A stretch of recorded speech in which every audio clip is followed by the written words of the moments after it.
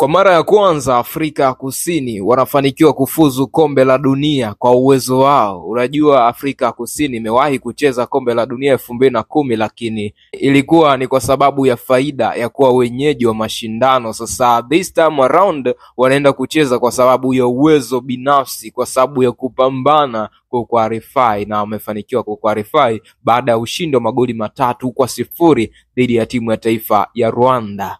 Haikuwa rahisi, ilikuwa vita ngumu kweli kweli. Group C lilikuwa limesheheni mapambano mazito sana.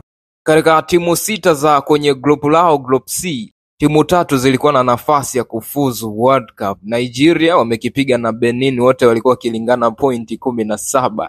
Endapo South Africa wangeweza kupoteza mchezo ama kutoa sare, basi Nigeria walikuwa wanaenda kombe la dunia leo. Lakini South Africa wamefanikiwa kushinda ushindi wa magoli 3-0 dhidi ya Rwanda, huku Nigeria wakishinda goli 4-0 dhidi ya Benin. Congratulations Bafana Bafana, haikuwa rahisi kabisa hii.